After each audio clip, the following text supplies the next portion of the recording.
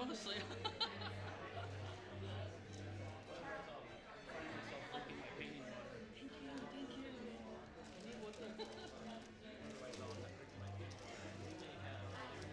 T 恤你购买200多一点在前面的那个 T 恤一样，没有拿到那个喷水的，没关系。那个水放远一点，不要沾到你的水那边。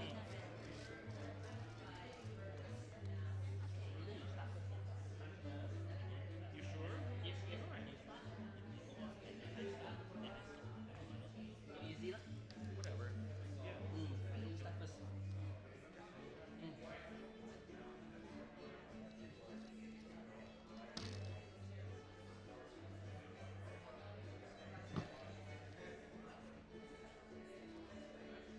One minute. So Jansen, you don't wear glasses. You don't wear glasses for close. Depends. Yeah, for like reading close up. For me, that's it. I can't see anything. If I want to do the details, if I do this, Unless yes, I yes, I bring. Actually, I bring. But because this time only, just free.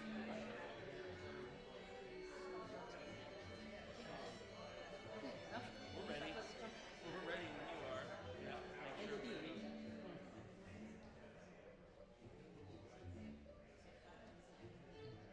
It's a deal.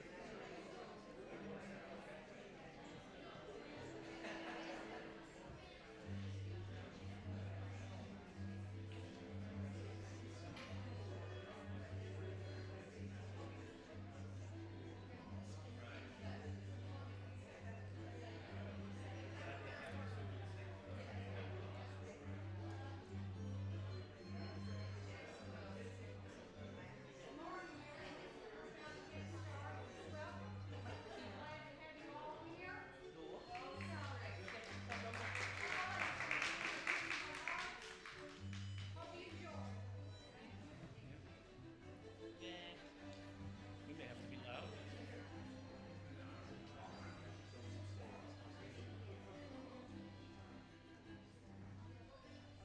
Okay, good afternoon. Can you hear me? Okay. Yes.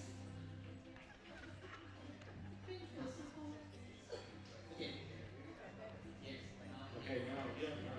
Okay.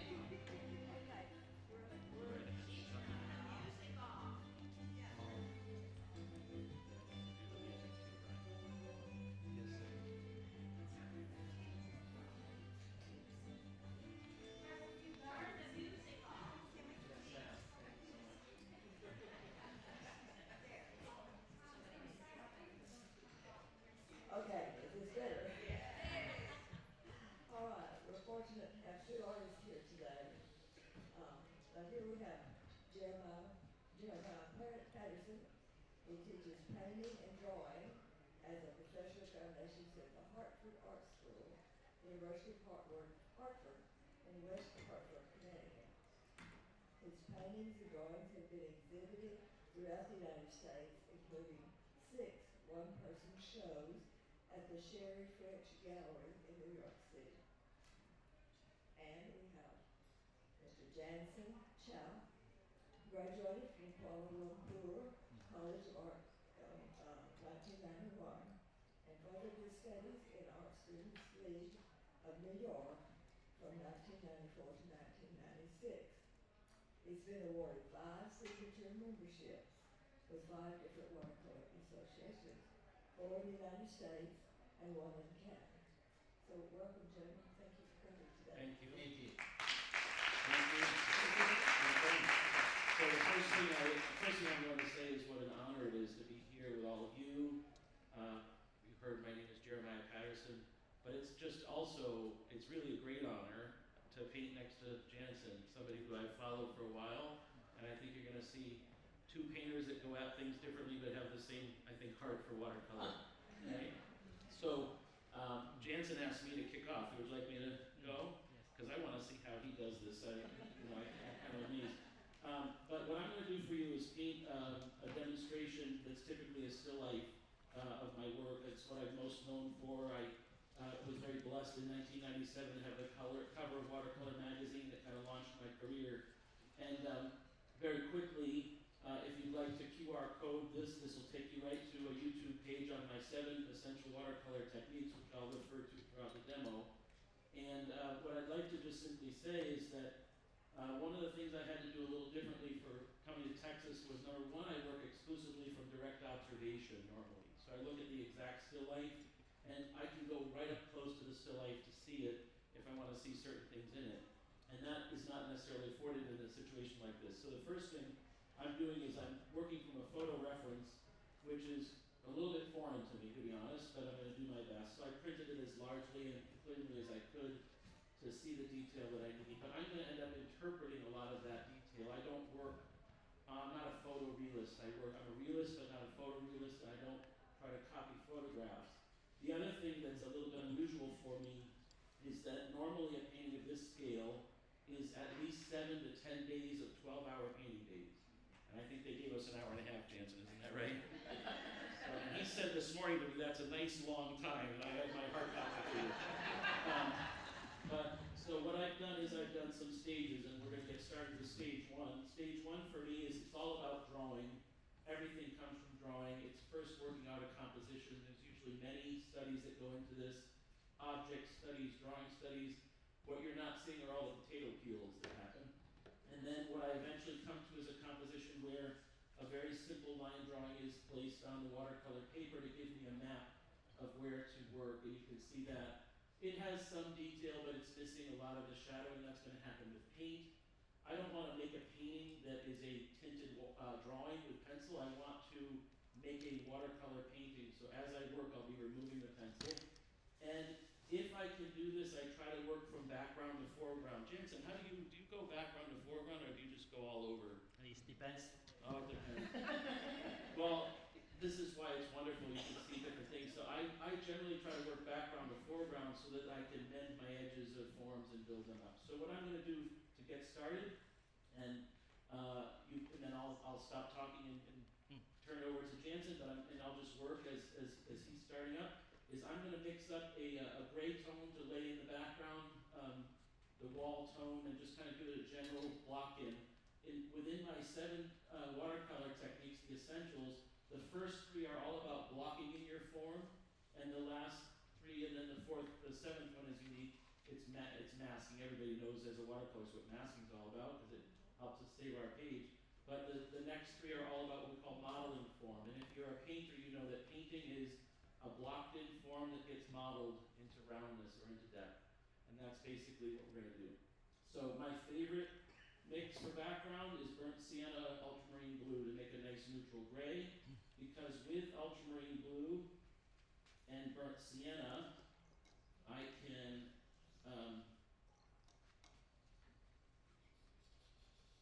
can make that gray Can I introduce myself first? or warmer. Yeah. Okay. Okay.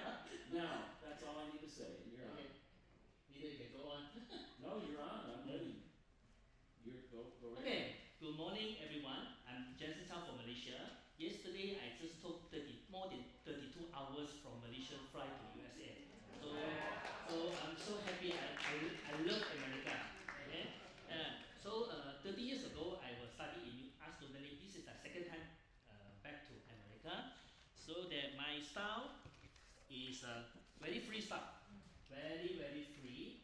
I look at the street scene or photograph. I never follow the photo. I just use my own color, own style to do. But because today I want to show you full of my inspiration, so I will do something sketches. I will do a sketches first. This is the sketches I do. I usually do. Okay, just find a few minutes to finish in the street, and then I will do the big one. Okay, so let me start.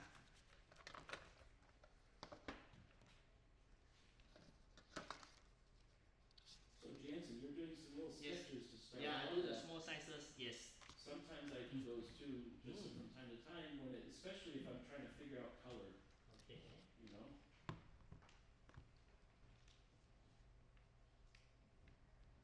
I'm gonna strategize to lay in the background so that I'm always working into the tape. And essentially we're doing what we call push the puddle.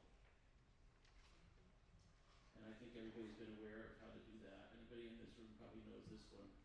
You can't paint a watercolor without knowing how to lay a wash, right? I do all my work, whether it's little artworks like this, or my 40 by 60 watercolors that are big, huge, life-size watercolors. I do them all with a number 6 daily brush.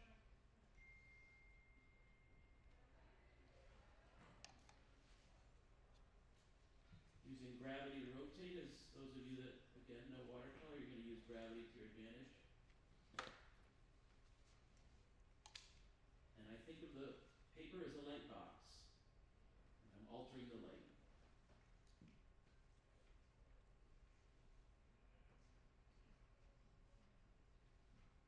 Jansen, you're working on Fabriano paper?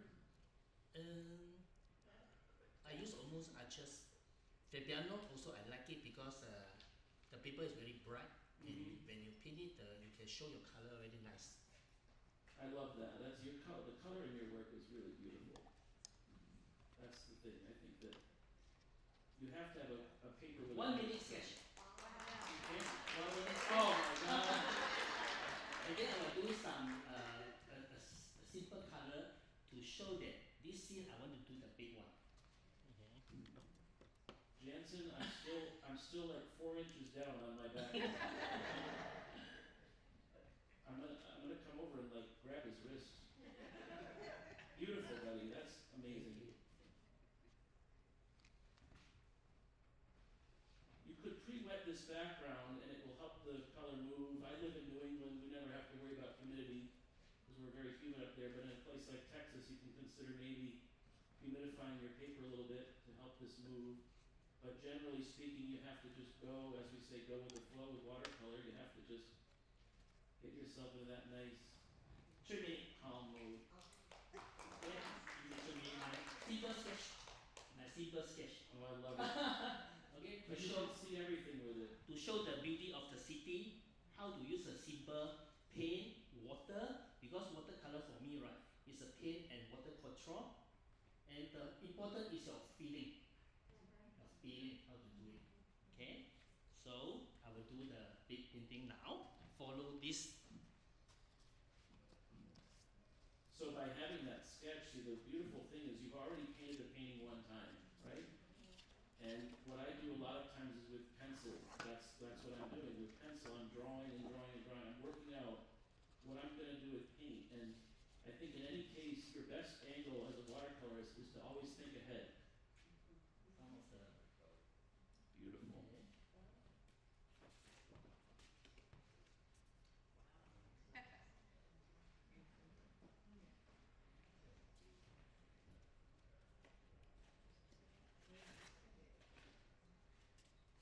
Venice. One of my favorite places, Jansen. Okay. They have amazing pasta in Venice. The pasta with the squid ink.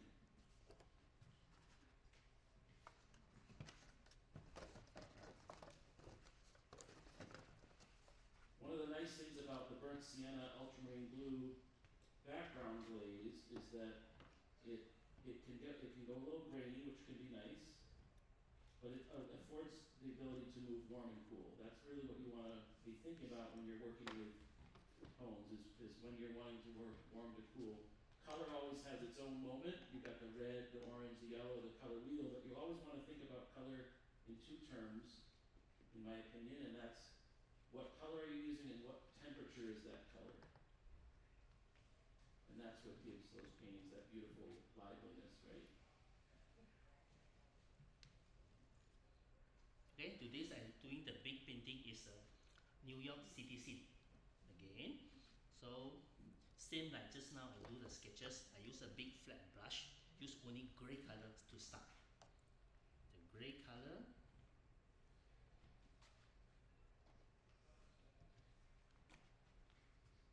What I'm doing here simply is, as the bead gathers, just lifting it and making sure the bead doesn't stay, as many of us have done. If you forget and leave the bead at the bottom, it will bloom back up and feed the rest of that wash as it's drying. I'm not so concerned about having very perfect spaces here. I actually like to have imperfections, especially early on in the painting.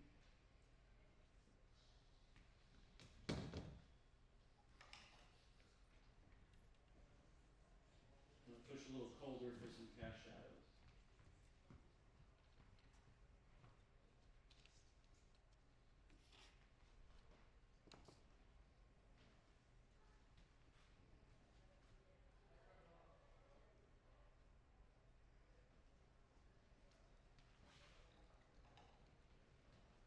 Technique number 3 for me is the one where you lay down the wash and then you come back with water and just soften the edge. And this gives me a real lot of control over exactly how soft I want that edge to be.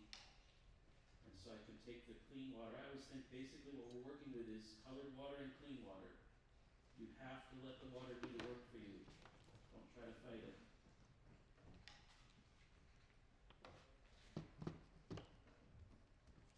And just so that we can show you that certainly do this the other way around, I can pre-wet the area. Okay, so this is a simple form. Okay, this is a building. Okay, the sky. The first step important is how to leave it white. The space, the stroke, the perspective to go in, dot, small dot, form and line. Okay? Very simple. Yes. Start from simple, filling. Now second, small flat brush.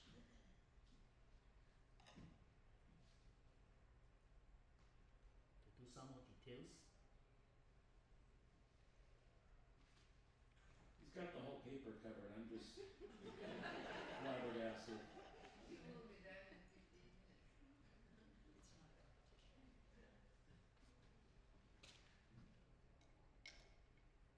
For me, watercolor is a lot of hurry up and wait.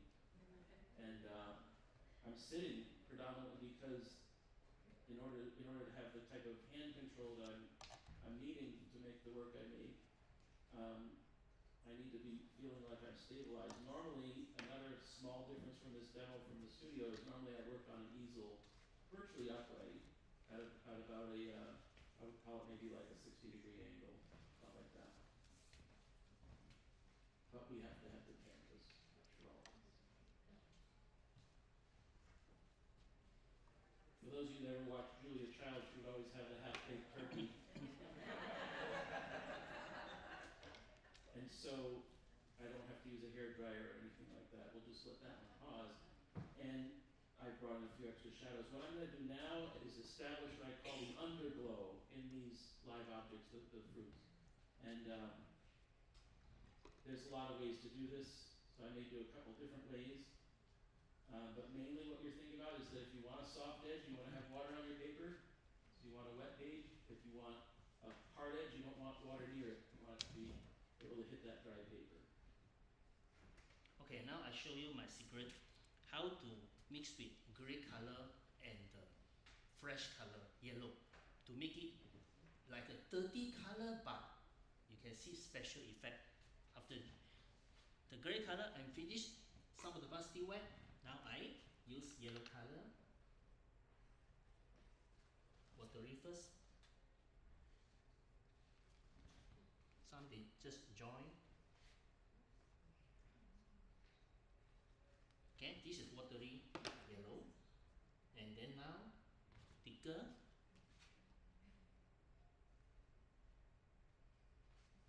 I heard secret and I But you know, this is exactly what it's about, warm and cool. And when you do that, you lie to your Jansen, you're just amazing. Thank you. So what I'm going to do is just go yellow right underneath, and that's the difference, is we're going to start with the yellow and just really power it in so that it shows through all the layers above. And this is where you don't want to be shy. What I simply did with the clean water is wet the area where I want the highlight to not have a sharp edge, but a softened edge. And you probably already saw that I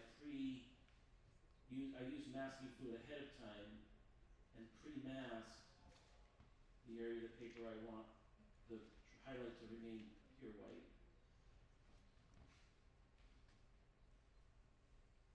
Different bright color go on. What's your favorite yellow, Jansen? Could I ask? I like all the colors. Yeah. Because I think the world is full of color. I like this world. So I'm the ambassador of the Daniel Smith. Daniel Smith, they got more than 200 color. So for me, that if I don't want to use all the color, it's wasted in my life. So I try to make it my painting more colorful to show the world is great. Yep, I love it. I swear we knew each other before today. We just met today, but we share so many things and loves and passions, I think.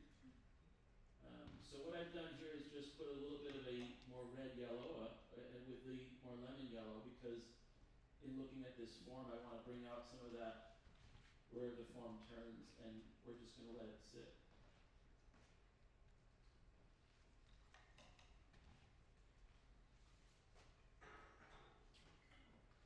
Do you use transparent colors, Jeremiah?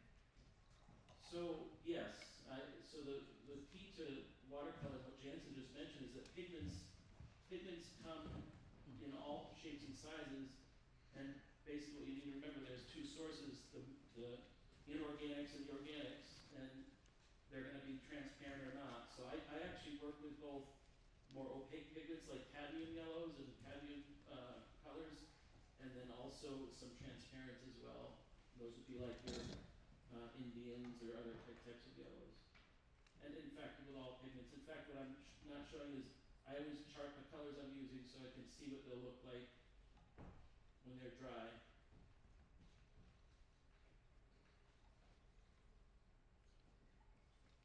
The other thing that I like to do is have two water containers, one for clean water and one for just a rinse.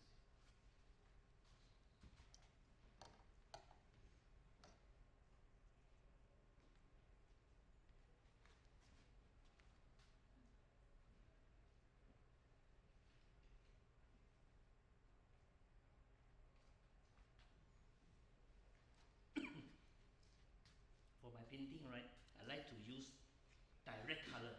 That means I didn't mix in the palette. I use a bright color, exactly original color, put there, and then let the painting, they will, how to say, they will change to other color in the same time. For example, some of the part you can see that you can't make this color because they have a gray, yellow, brown, orange, and green together. So this is, how to say, it's fun. When you're doing, it's very fun. After dry, right, because you didn't mix a lot in your palette, so after your painting dry, they will last longer. Usually you mix a lot more than 3 colors together, they will become greenish, and then after a few months you can see the color drop. Right? We call that muddy, right? And that's exactly the case. So you can see I share the exact same philosophy, and where I want the background to be a bit deader, I'll mix 2 colors together intentionally. Where I don't want that to happen, I'll do them with layers. I'll make the mix happen with layers. So the yellow's going to be underneath, glowing through, and then colors on top. And what that does is that physically pushes one space back and brings the other space up.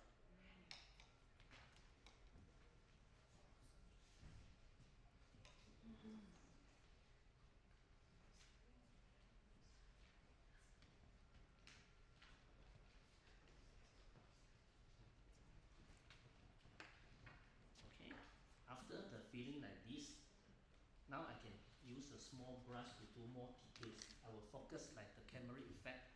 I will depend for today. I will focus on this building. maybe next time in the same place I'll focus another church or the car. So how to do it, the focus point is depend of artist ourselves. It's not the original scene. Okay?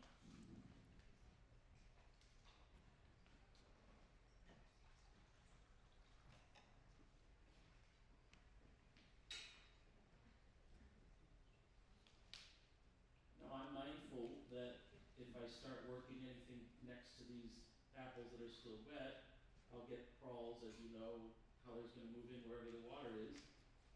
Water does all the work, and water is your vehicle that moves paint, right? Paint is made with pigment, binder, and then the vehicle, in the case of watercolor, the vehicle is the water. So you want to be thinking always about where your water is and how that can help you manipulate, and all of that's going to be, if anybody that browses the 7 Techniques YouTube, you'll see that I talk a lot about that. I can certainly start blocking in things down in these areas that are not touching, and we'll do that again because I'm dealing with a wood table. I'll play around with a little bit of a mix. So this is a little Indian red. So this is going to be a mixture of a couple of colors that have a bit of transparency with a little bit more opacity, and we'll go with a little bit of Payne's gray. I'm looking at this color here in particular, that undertone. And if you notice, it works from cool to warm. So we're going to go a little cooler on one side, a little warmer on the other.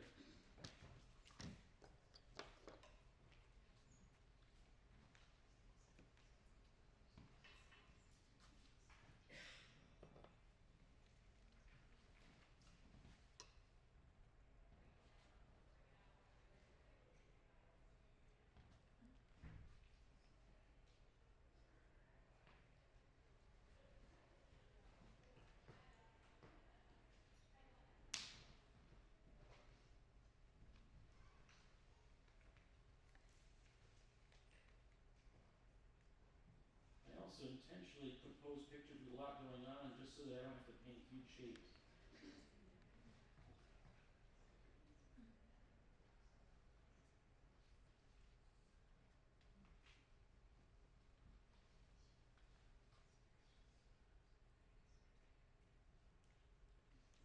And because the wood has grain and texture, I'm actually kind of swashbuckling on purpose this undertone.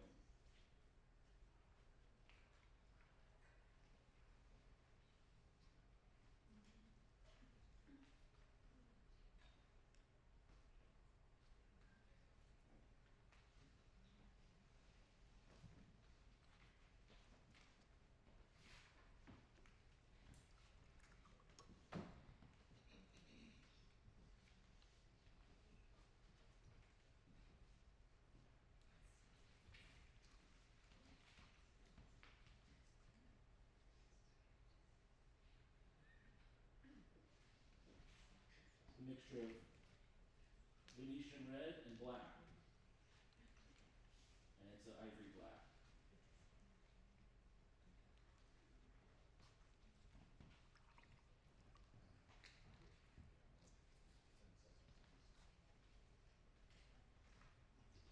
You notice the strategy there of making the cloth touch the edge of the picture is 2 things. One is compositionally, it really makes the eye push forward, and also it gives me a place to stop this shape and have a resting area where I can do the other shape just next to it.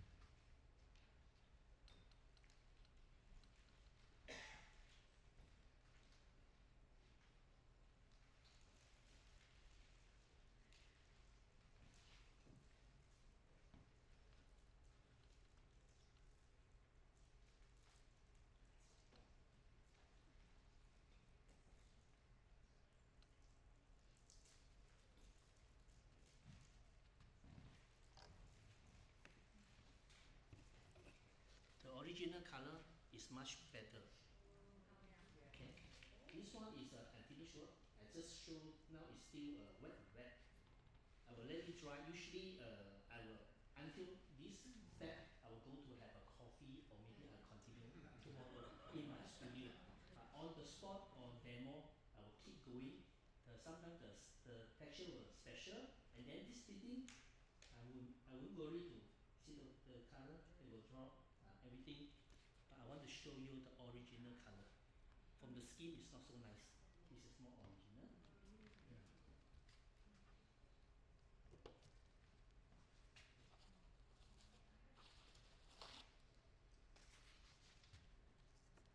Okay, so I will keep going and going and going.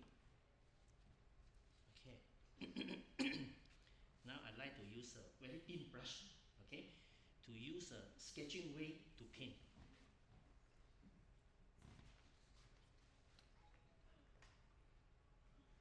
To do the details.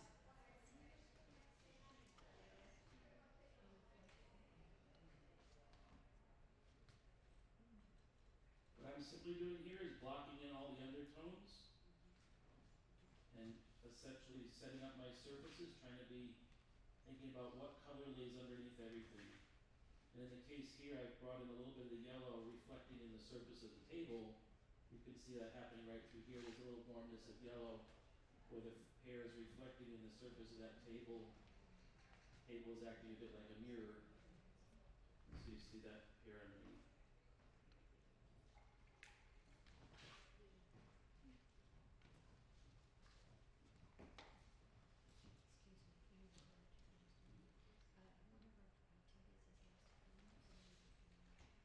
Okay, there's a lost phone It's with a inside today. one of the red bags. It says Fabriano. So if each of you who has a Fabriano bag, look and see if there's a phone inside it. So we're looking for a Fabriano bag with a phone. Maybe somebody picked up the wrong bag. Yeah, I think what happened is you had two bags sitting side by side. You know the phone number? What's the phone number, Alexis? Numero. ¿Qué número es, Magda?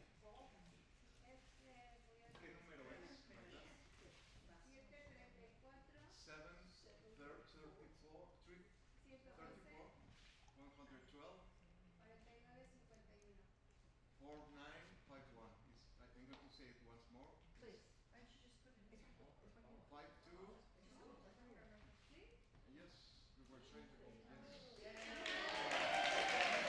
You see? You thought we were good at just painting, Jansen. We can solve everything. Huh? Wow. Thank God for that.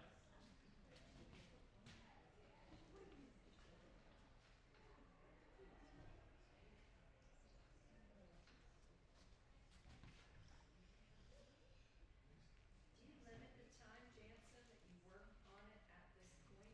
For this kind of work, I can stop anytime. For example, when I doing the outdoor painting, if my bus come already, I can stop immediately.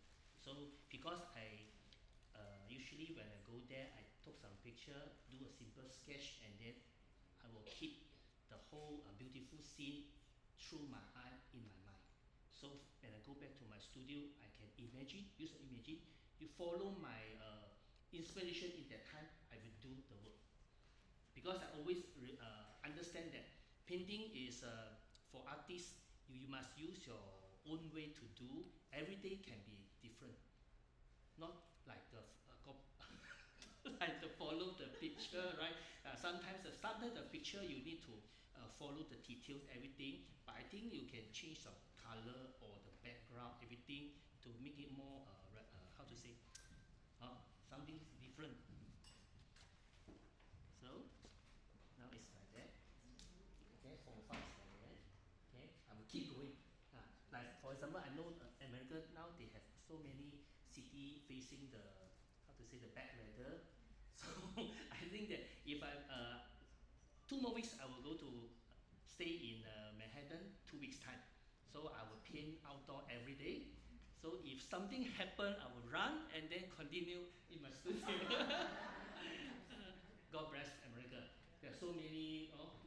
The weather not so good in the Florida, right? I think everything okay already.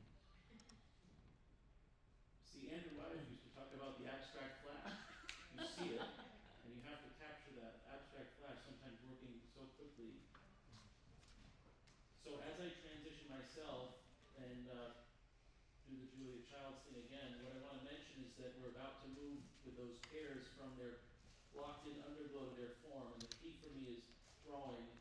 And so if we think about that pear, we need to remember that light falls on forms in a predictable way. So we take this pear here, for instance, and we want to always look at the break of shadow.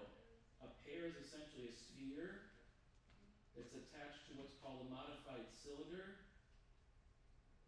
that's attached to an upside-down sphere. Okay, and you want to be able to see through those forms. So I'm showing you sort of a sketch kind of way of doing this. Okay, I'll draw it darker so you can see it on the screen better. Okay, so there's the sphere, there's the modified cylinder attaching to the sphere, and there's the second upside down, like half a basketball on top of that.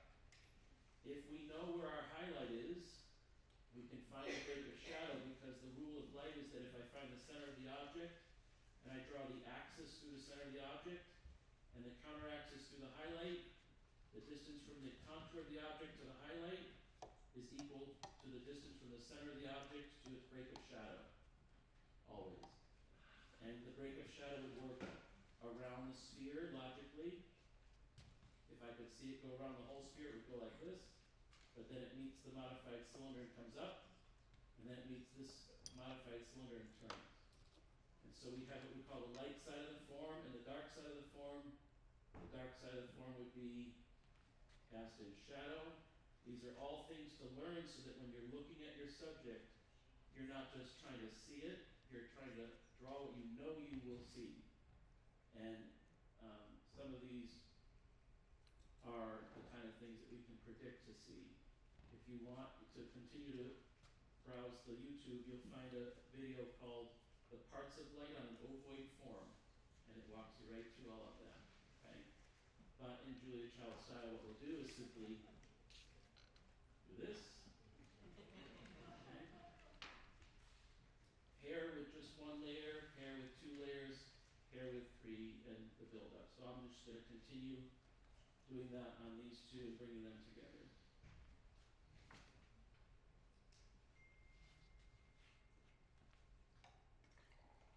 I'd love a water run if there could be a case for some clean water. That would be, if anybody's around, I think Paula was around or somebody. If we could just do that, one would be ideal. Thank you. The reason for clean water is simply you don't want it to actually show up in your painting.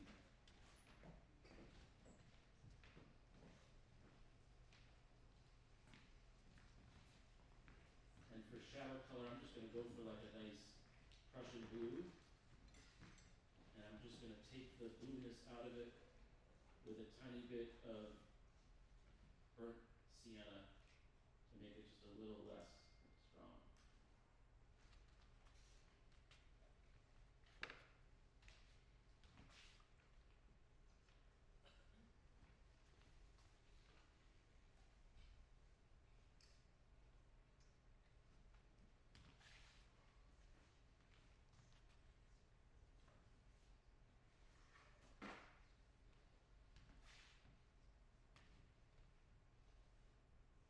Finally, the other thing I'm going to be thinking about is the cross contour of the form when I'm moving the brush. And feathering these in.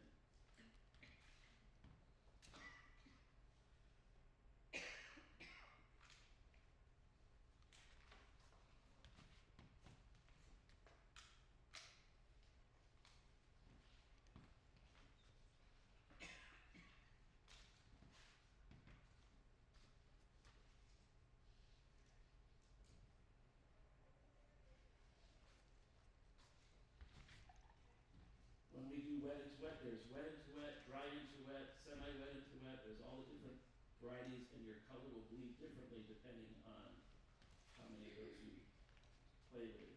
So what I'm doing right now is sort of dry into wet work. Taking the brush, loading it with the color, and then actually drying it and spreading it out. See if I can hold that up to the camera. Spreading it out into a little fan shape.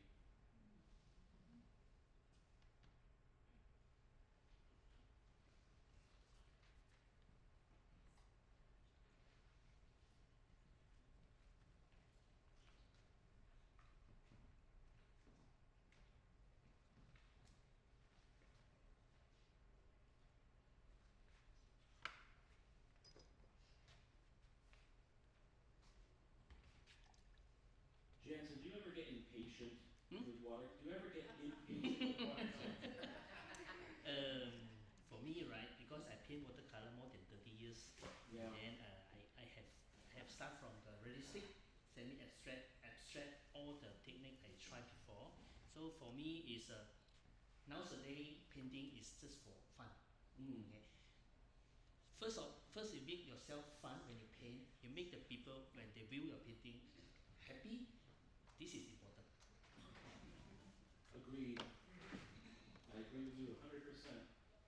I try to make money at it too, though, a little bit. Money is a bonus. Yeah, it is. It sure Bonus. is. If I can't, not enough money to buy more paint, for some of the paint, I think minimum we need 7 or 8 colors actually is enough. Okay. If you have more money, you can support the good paper, good brush, and a good paint. Actually, it's help. It's help you to make your painting more professional, and then all to combine together, you can make your painting last longer. This is important. Use try the best. Use the best quality of paint, paper, and brushes. Brushes is for you to easy to control. Okay, one day when you use professional brushes, you can feel that when you paint, you improve a lot very fast and look like professional. Of course, in your mind, it look like professional, right? It's not the real, but it's really helpful. So I hope if you can afford, try to buy to do anything, use a good one, the best one. Mm. Oh, I couldn't agree more. The brush is your connection from your mind. That's your art is up here, right? And in here, your heart. But that's the connection to your page. You must, and the test is simple. Wet your brush, tip it, and then put a little bend on it. And if you touch a wet brush, it should keep its shape for watercolor. So that when you put the color down and you lift the brush, all that water goes back into that brush and stops what you wanted. It stops when you said stop. It stopped. People run around with bad brushes and they get frustrated with watercolor because they're running around trying to mop the watercolor off their painting, and the brush just spilled it all out on them, right? That's your connection to your hand. That's everything. In fact, Jansen, I've been experimenting because brushes in America, it's been harder to get sable brushes during different times because of regulations. And so I was able to find a brush that's a non-sable made by King Art. It's their premium finesse brush. I actually have a couple here, and I'll use it. This is it here.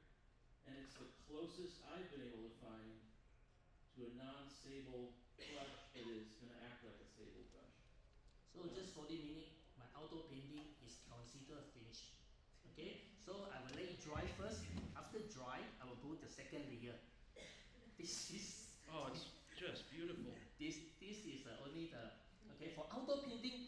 This is considered finished already. Okay, so I will let it dry first. Because after dry, they will have a small detail step by step. Okay, So can go through like you're going to paint 2 or 3 paintings. No, and no, I'm no, no, sitting no. here and I No, barely today- have a hair done. Today I got the mood to show you all. When I fast paint the first layer, second layer I will destroy. How do I destroy and then I rebuild it?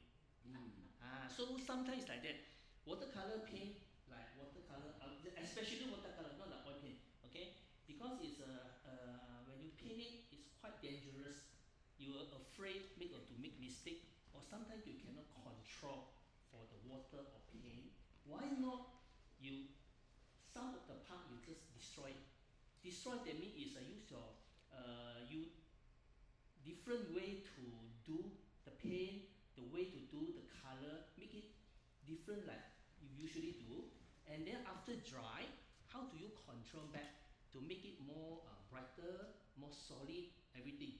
So for me, after I paint more than 30 years, I keep going to improve because of this. I never follow my own style to keep just like that. I try when I think that when my friends, my collector, all my teachers say, "Hey, Jansen, your work is good enough. I like it." When they say I like it, I will go home and try to destroy it. Okay, because for me painting, I want to learn in my life. Learning is important. how to make a great painting is better than how do I make a series of painting easy to sell. For me, I cannot. Of course, you can divide by two. Okay, you can use a half time to do some work for selling. The other, at least sometimes to give yourself how to improve, destroy. Okay, don't copy the master work. Learn from that, and then try different way to do it. Once a day, your technique is better than the master. Okay, so I let it dry first.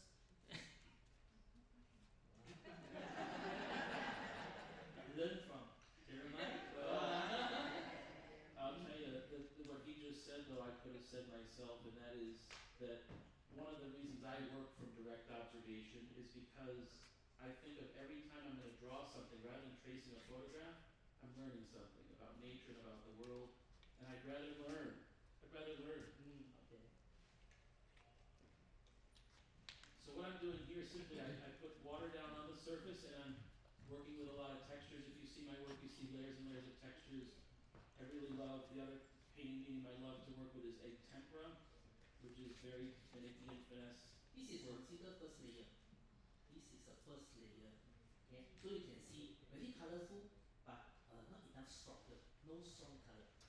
This is the first layer. Very colorful, beautiful. Okay, first layer. Jansen, in Yes. Malaysia, is it very humid? You know, and do you have to wait for drying? Two layer. So, Two layer is like that. so This is oh, that's two layers. Two Beautiful. layer, that means you can see more sharp, more solid. Where is the church, how to do it? This one is two layer.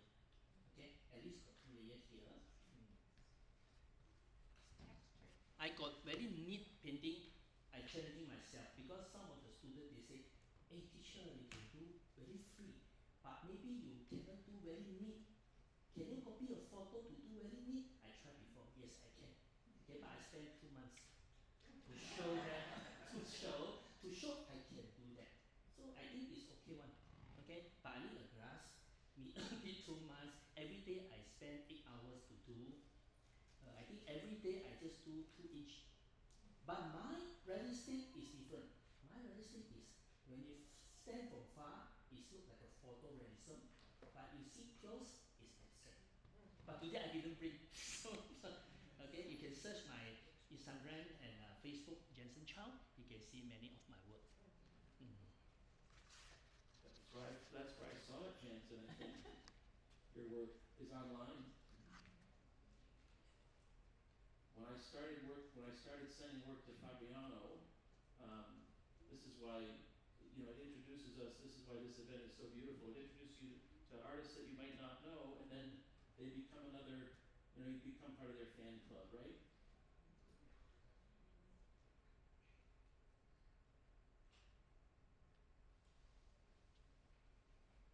For me, as soon as the paper starts to become drier to a point where it's not damp enough to do the wet into wet work I'm wanting to do, I just stop and pause because I can always re-wet the layer and it goes back to that beautiful wet into wet moment.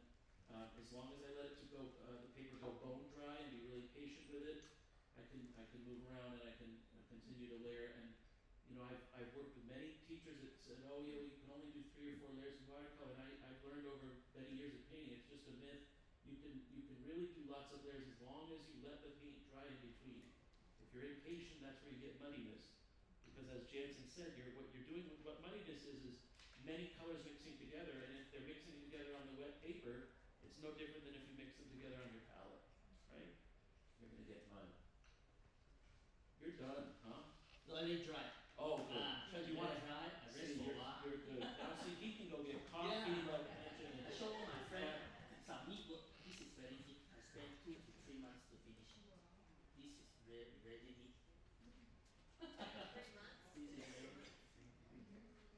Okay, you can. Huh?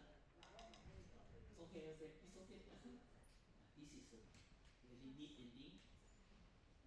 Very neat.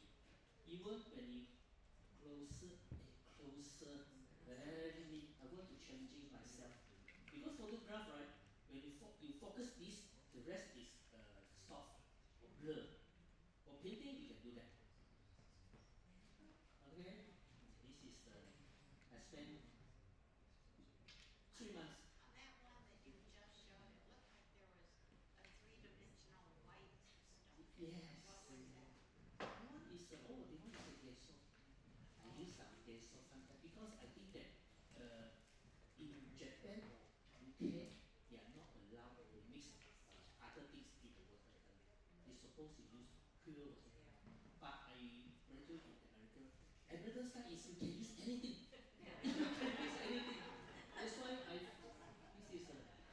spent 3 months to do that. Very, very neat. And even when you look closer, so neat. They're just very, very, very neat. Full size. Full size. So you're a rule breaker, Jansen. I love it. Because I want to share my happiness. This is the big one. You want to see close, very neat. Huh? So some of you see the white watercolor on my palette. That would be where I'm probably considered a renegade rule breaker. It's gotten me into trouble with trying to get certain paintings into some watercolor society shows, but frankly, I just don't care. I'm out to make a really good painting, and sometimes using a little opacity and then laying glazes of transparency over it is actually just the right way. So it's another thing, James. I'm happy to paint with another rule breaker. No, not sharp enough. Not sharp.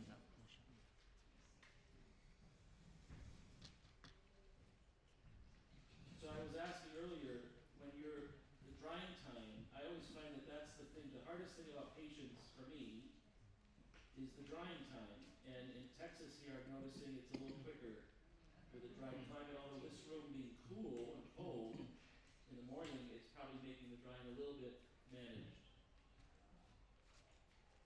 We'd like to see it around. All right, here's what I'm going to do. Yes. I'm just going to let it dry to a point where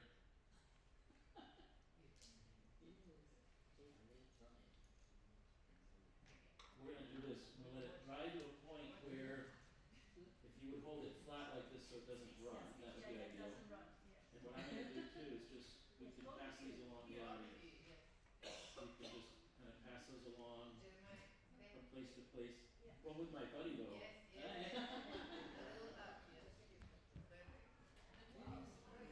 Come on, Noel. This one's going to end up on social media. If you like it. You can pass that around, hold it nice and flat. First layer. And so, for those of you that watch Julia Child, she used to put the turkey in the oven and say, "Oh, now just bring out the other turkey and it's ready cooked." And so, this is my almost fully cooked turkey, and what it really needs, if you can see, some of the wood grain has been happening in this side, or not on this side, so we're going to pull out the finer, smaller brush and just get into some of that work. The spacing, the color, form, dot, line. Yes. This is a very good mistake. Yes. I think it comes from a high level of instruction. Huh? Sometimes yes. So for my style, right, we won't scare any mistake. Even start raining, a few dots is okay.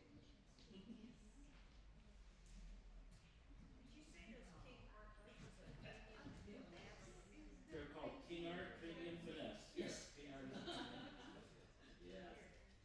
So it's quite enjoyable. and that's what I'm using right now. The spacing, the color, the dot, the dirty color, the fresh color combined together, so you can feel the magic of watercolor. It's very nice. So what you've seen here today for me is I stop already. And I go home to my studio. you've seen that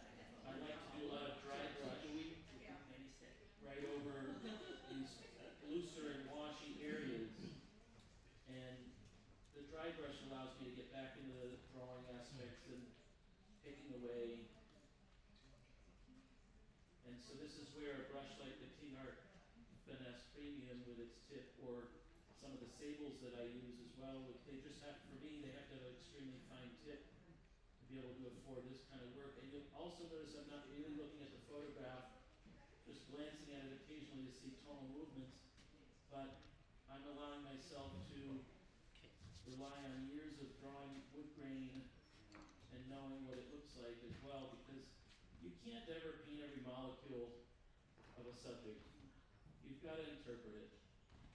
And, you know, artists, a lot of my students try to draw every molecule, and I tell them, well, if we can make a pencil sharp like an atom, I guess you could do it, but you're at a point what you really need to do is have your viewer think that there's something there that actually isn't. And that's to me where when we talk about, Jansen just mentioned the magic. For me, the magic is having that critic say, oh, well, your paintings, how are they modern? All I see is a bunch of pears and a table. And I can turn to them and say, well, with all due respect, what you actually see is a bunch of pigments on a piece of paper. And I guess they tricked you yourself into thinking they were pears on a table.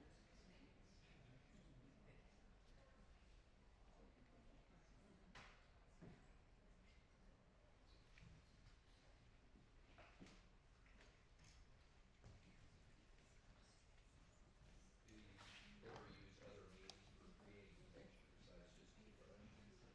No, and this is probably where, like, there's an awful lot out there about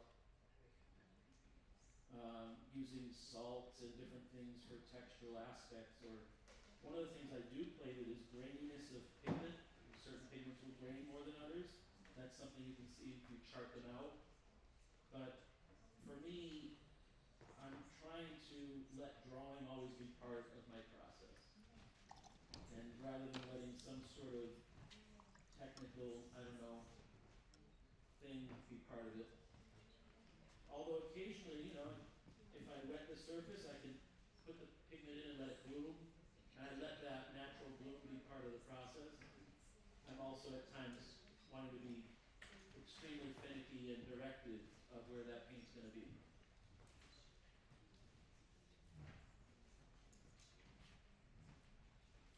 And I think you can, those of you when we pass, when you can come up close to this at the end, you'll see that just adding this wood grain on top of those layers that sit above, underneath, it'll bring this kind of magical moment where your eye thinks there's a lot there that really isn't.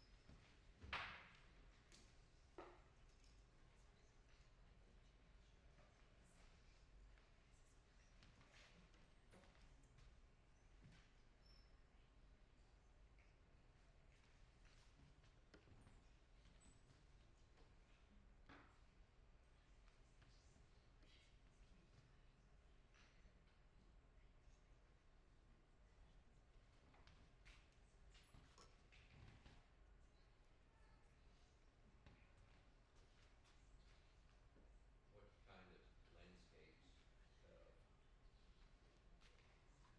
of landscapes do you enjoy doing as far as natural landscapes? Landscape. Like I canyon? like to travel. I always go to all the country, the big city, the most busy city, especially in America, is New York City, right? Because I can see so many signboard, windows, building, color thing, color clothes, everything reflection. In my mind, is full of the happiness for me.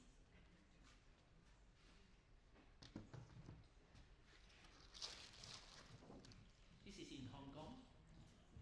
Hong Kong, so you can see that I use a simple way to do, very fast this one. I think only 1.5 hours to finish.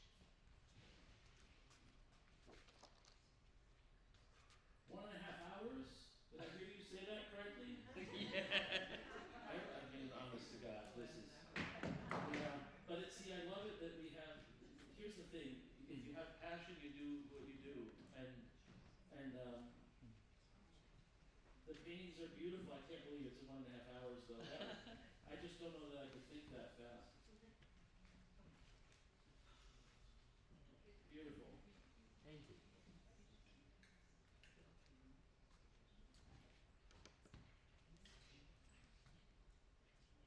For me, 1.5 hours might be picking away at a single square inch, which is fun too. You can't travel around as much, I guess, but.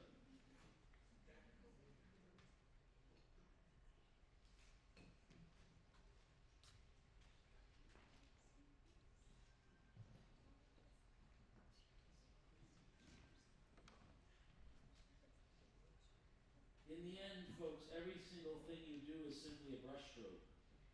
So if you're trying to make wood grain, you're not ever making wood grain, you're making brushstrokes.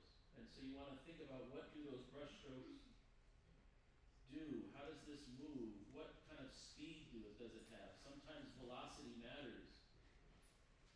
I was doing a landscape of a winter scene. Jansen and I were talking this morning about how Malaysia has no snow, right? You have no snow. No. But we have snow like this in New England. I live in Yes. Deerfield. And I was out painting and a snowstorm came through.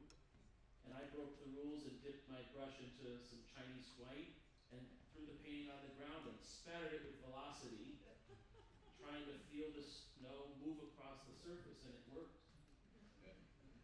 So, whatever works, right? I like to listen to the music, especially rock, to when I paint. So actually, today you are got a good chance to see how Jansen Chow work. You can see actually like dancing, right? The moving, how I do. I don't. I like to check. Okay, maybe blue color for here, line for this dot, come. Jeremiah, do you listen to music? 2 layer. Yeah. Okay. 2 layer for here. You can see more solid. So you. It's jazz. Huh? It's Yes, jazz. yes. What is your favorite music, James? Actually, Rock? just rock also. Sometimes disco. Yeah. Depends on the mood. No, because There we go. I I think we're about the same age then. different kind of music, classical, everything can make your painting different. I always believe like that. What's country? Okay. Yeah. So I have my days where I'll blast Bach, or then days where so I'll blast Bach. Bach will just Yeah, be, Bach music. Yes, and, yes, yes, yes. and then in the studio I also will go with other types of music. One of the things that I've discovered that really helps me spend hours and hours in the studio is listening to books on tape. But what I discovered is that I can't listen to anything epic, like Moby Dick or anything. It has to be some book on tape where I can just whisk away into the thing. So my wife, who's in the front row, and I have been blessed to travel to Italy a lot. So I like finding books on tape that have Italian themes. And there's something about listening to the book just allows you, I don't know, maybe a patience thing allows you to sit longer in one place. Was sort of what it takes to work the way I do. But I listen to disco too. I love disco.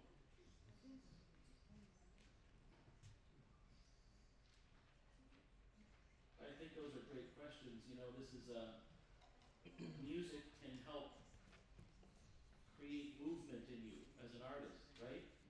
And that translates because the brushstroke comes from you physically.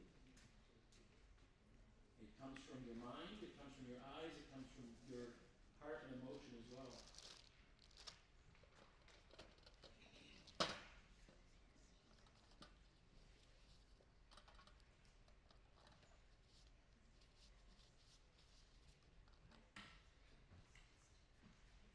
And prepare some small sketches to show you later on. Later you can have a look. Okay. All small. It's cute. Okay. Small ones. I spend only 20 minutes each to show show the feeling before I. This is a small work.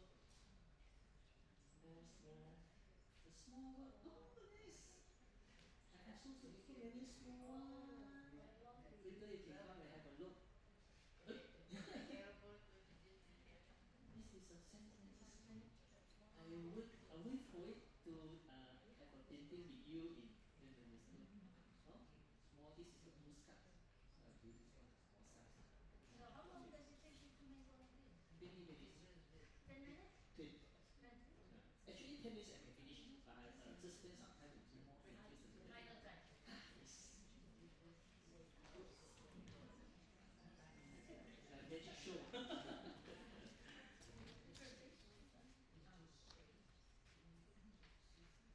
Show those over here. Jason. Oh.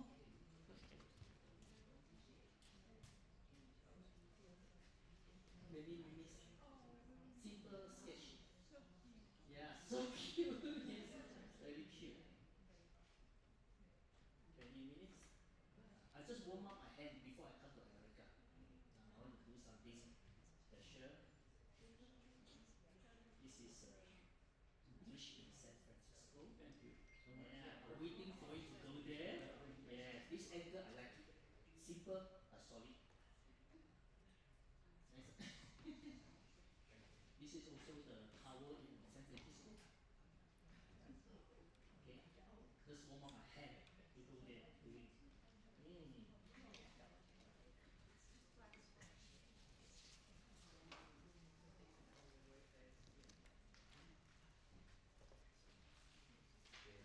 Any question? Yes. do you use the same texture paper for your small sketches? My favorite is Arches. Arches paper is my favorite. That's my favorite too, but we have to be Yes. quiet about it. I use Arches paper more than 20 years.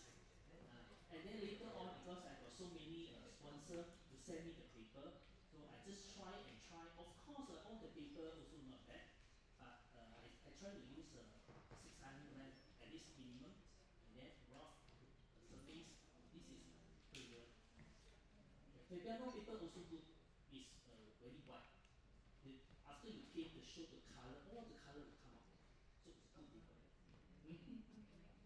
See, the key is that every paper has a different quality and a different way of working. So I think because we are layering artists, Arches actually is a great paper that affords layering because of the way it's constructed.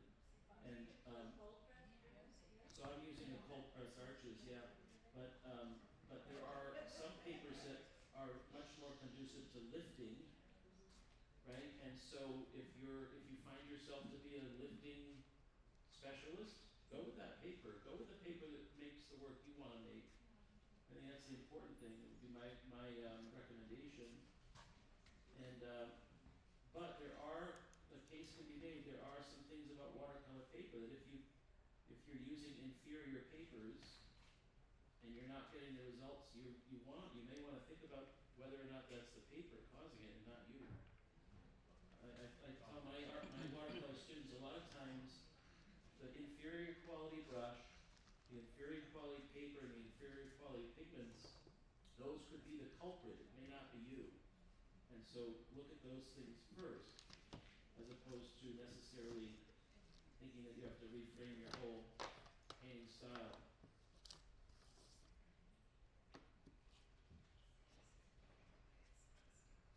You have a smaller brush now? So what I'm doing here is I'm working with my number 6 because it's putting down kind of larger little blobs. Because everything's a brush stroke, it's not actually fabric. And what I'm trying to paint here is this, I think it's a cross stitch that's, if you ever go to a CC Italy, the artisans make these beautiful cross stitch fabrics like this, these linens. And the thing about cross stitches is it has a significant amount of texture.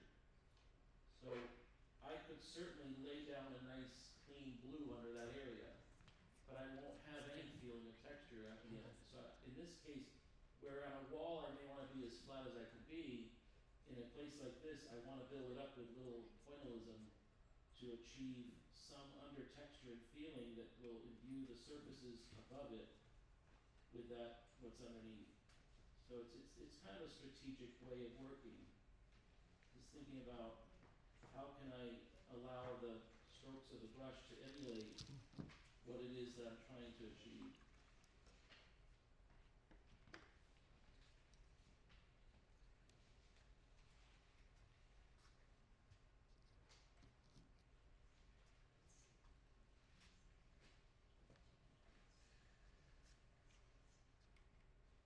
Or you want to come some of the people closer, maybe this table first, and have a look and ask me the question, and then let's.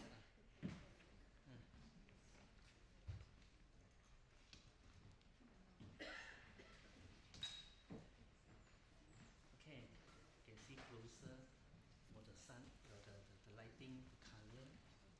This is the paint I use.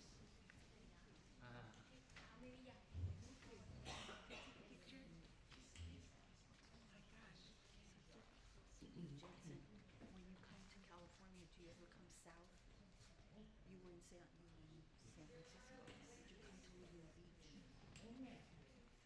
I work with anything from 90 pound, in some cases, with plein air work, all the way up to 300-pound paper. So just the thing about weights is that the thicker the weight, the more absorbency you'll have, so you'll have a greater drying shift.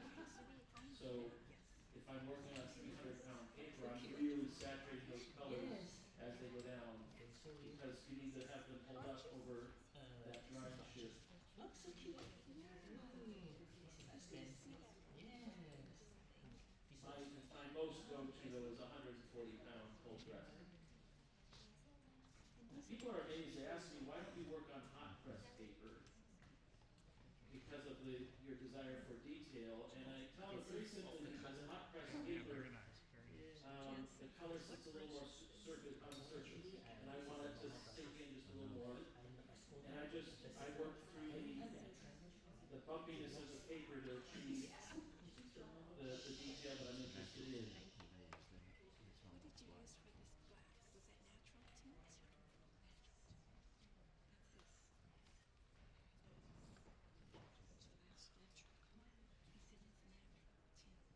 So that's natural color. He said it's natural tint. So again, as mentioned, I could certainly have taken a blue and just kind of masked out these areas and swept it across the whole surface. Is this Hong Kong? But it wouldn't end up with this feeling of this sort of broken little bits and pieces that are making up a piece of fabric that's been made with cross stitch. The paint is very opaque.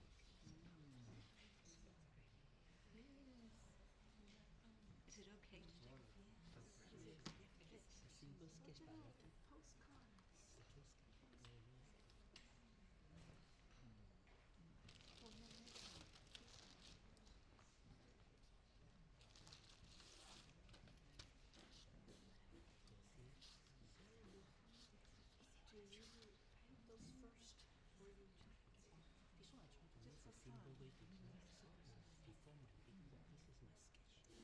This is also cerulean blue, which, as everybody knows, is a more opaque pigment. It's a metal-based pigment. It's a more opaque, and because it's a fabric that has density and weight, I'm going to use something like that. So if I was painting a fabric that was cerulean blue colored, and that happened to be next to, let's say, a bluebell flower that was just light and airy, I might use cerulean blue on the fabric and phthalo blue on the bluebell, so that one feels light and airy and the other feels dense and heavy. Oh, there's some more. Is that turned? Which is good. And it's all done this way. And those are really hard colors. Go straight into regular brush to get it off flash. It's off flash. You're okay. You're good.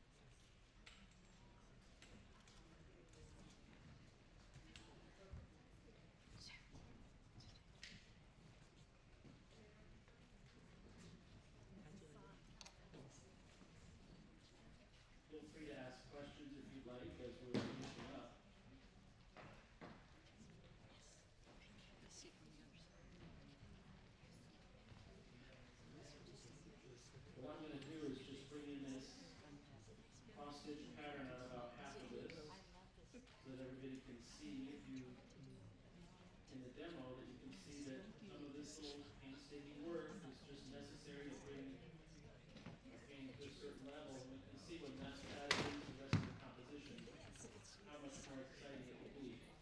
So we always ask the question, is it worth it? And in my case, I always feel like, yes, take the time, it's worth it.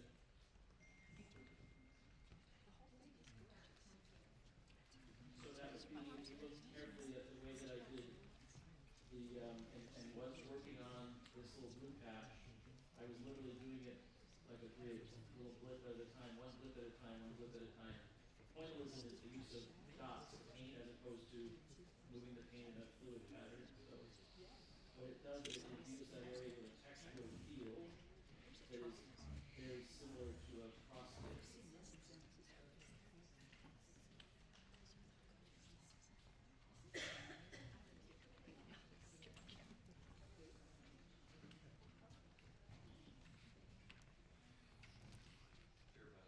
Yes. Think of it this way, you're not actually going to do that, you're doing a pre-painting. Good point, but what I really wanted is to make sure that those of you here that had entrusted us with your time, which is valuable, to get to the place where you got to see really at least a glimpse the mystery behind how these are constructed and made. And I hope what today left you with is that, thank God we're not rocket scientists, none of this is dangerous, right? But that we're building something in a process that gets broken down piece by piece, little by little, and can be digested. Yes. Yeah, eventually that would all come into. I'm not going to go. So in the photograph, the thing about photographs is that they'll focus. This is a digital photograph of something like 50 megapixels, so it'll pick up threads in the fabric, and I'm not interested in painting those threads. But I'll try to give it some textural feel in this lower area, a little further beyond where it is. You can see I started doing that with some of the lace area. We have about 10 minutes left, and before we get completely finished, I want to do one thing though. One of the great honors is to paint with you, Jansen. Okay? And I don't know if you can hear me, because the mic's may not be. So Jansen, one of the greatest honors of my life has been standing with you here, sitting with you here, and painting with you. I love your work. So I have a gift for you. It's a premium finesse brush from my friends at King Art. Okay? It's a way for, I think, an artist to show how much I admire you. Okay? If there's any questions, feel free. I'm going to just use the last of the 10 minutes, and I know there's food trucks out there, but I'm going to sit here and nibble away further. And as many of you know, we'll be here. We're thrilled. I know they always say that you save the best for last, but I'm afraid